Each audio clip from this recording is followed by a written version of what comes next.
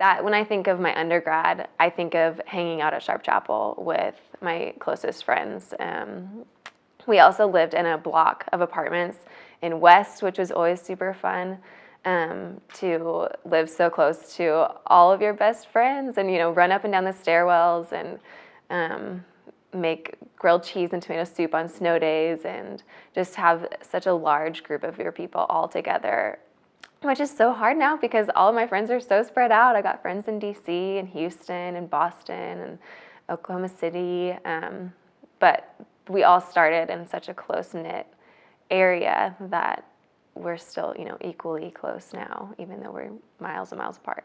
I hear other people who either come from other undergrad programs or they're just in other graduate programs for speech pathology, and it doesn't seem like they receive the same support and encouragement and desire for success that we do from our professors, not only through my past year, but even before everything happened. I always felt so encouraged and they actually wanted you to succeed. I feel like sometimes you get professors who you feel like surely they just want me to fail that. I don't know.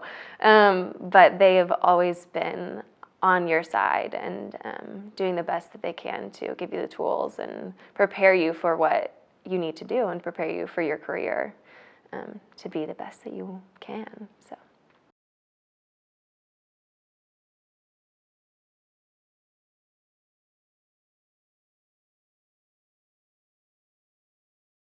And I was gearing up for my last year of grad school, really excited about it, and there were just weird things that were happening that I just didn't feel like myself. I was really tired all the time. My face started swelling, and so I was not really looking like myself anymore. When I was laying down, I couldn't breathe. On my back, I couldn't breathe, so I constantly had to sit up or sleep on my side, or just really strange, slew of symptoms. And I actually went to the TU Health Center, and Dr. Kilgore, who I'm still in touch with, she just stayed with me and was like, okay, we're gonna figure this out. I got some weird blood work, and we were just trying to figure out, I had a lot of tension because I couldn't breathe. And we were trying to figure out, are you anxious about grad school? A lot of people go through that. Are you anxious about, starting classes in clinic and all this stuff? And I was just like, no, I'm excited for it. I am just bummed that I'm having to miss things because I'm going to doctor's appointments and all this stuff, trying to figure it out. So I went to an allergist, I went to a cardiologist, and then finally Dr. Kilgore was like, okay, let's get a chest x-ray. I went into St. John's and got my chest x-ray. And I went home and I was so tired. I didn't even shut my front door. It was bad. I walked straight to my bed and I just conked out. And I woke up to 6 or 7 missed calls from the health center from Dr. Kilgore, and I thought, that can't be good. And I got one of those voicemails that's kind of really calm but also concerning. You need to call us back as soon as you can. That would be great, thanks. And I called, and Dr. Kilgore wanted to tell me herself, and she was just like, there's a mass in your chest. You need to get in to go get a CT scan. Straight from that CT scan, I was admitted to the emergency room because the mass they found in the middle of my chest was restricting my trachea, about half of what it should be. So that explained all of my symptoms, which was really nice to know. After we found the mass and I was in the ER talking to the doctor, I was immediately talk about lymphoma, and it's just something you never would expect to hear for yourself. Even still, I can't really believe that it happened to me. But I think the biggest part was just how do you even tell people?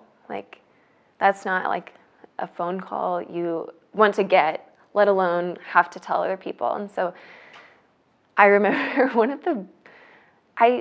oddly enough, I didn't even have a whole lot of fear about the situation.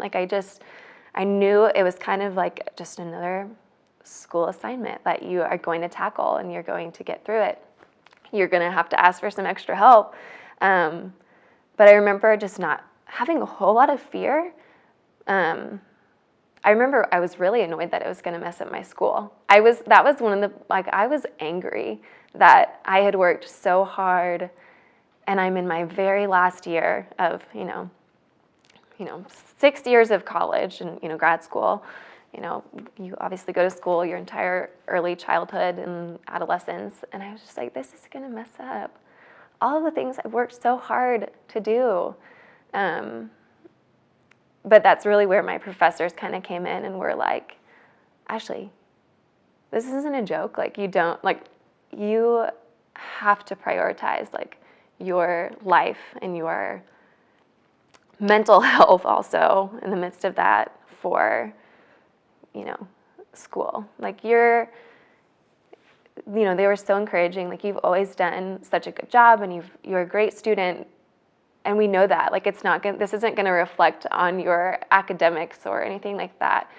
This is just something you have to do, and you're going to have to gear up for it. So I think I kind of, like, once everyone, my family and friends and professors all kind of knew what was happening and knew the situation, like, we kind of were just gearing up for a year of difficult things, but also we were going to get it done. So I think that we were just kind of like, how do we get ready for this?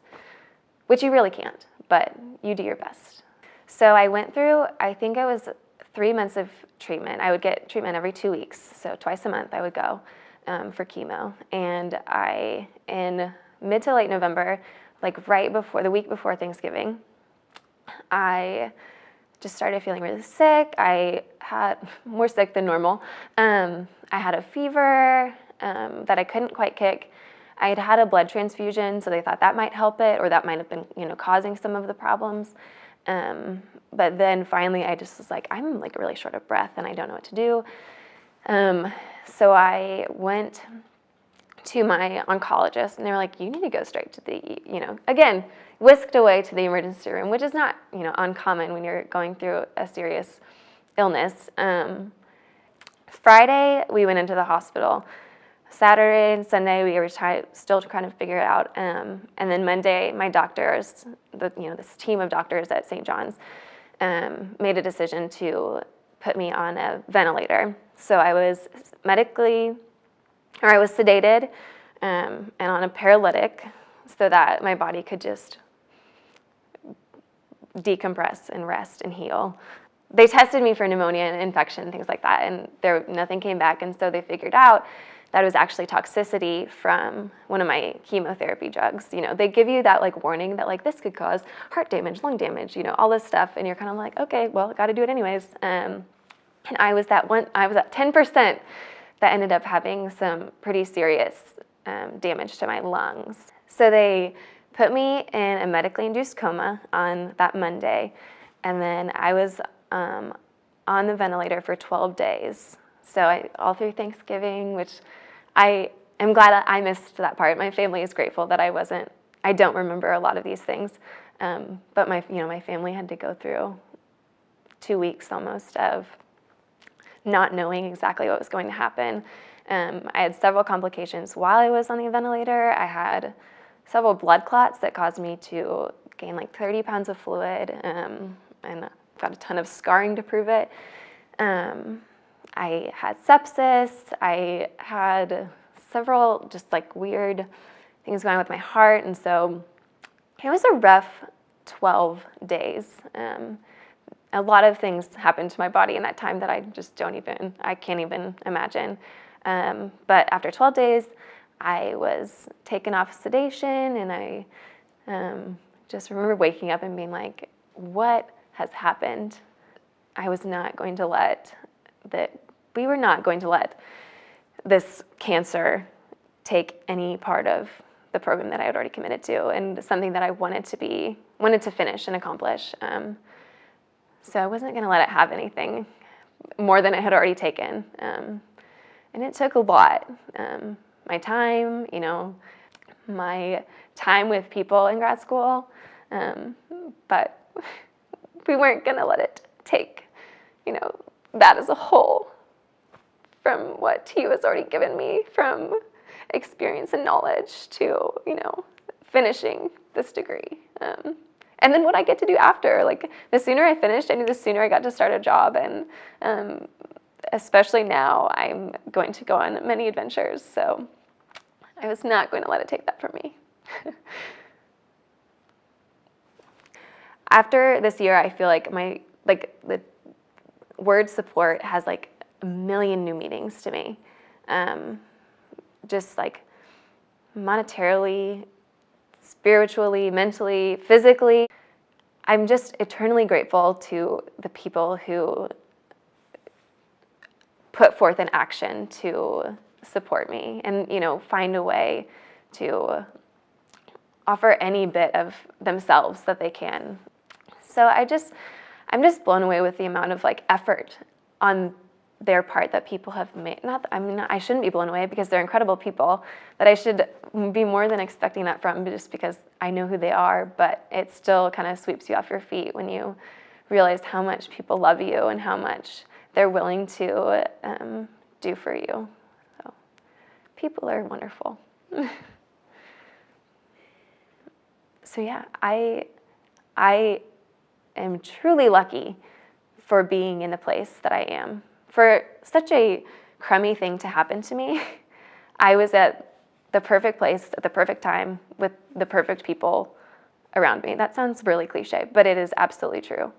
To be at TU, to be with the professors, like to be in that program that I'm in, not only, career-wise, that's a great fit, but the professors who are in that program are compassionate and helpful and just have so much knowledge to pass on to their students. So I feel really lucky to be where I am at. It's a cool place.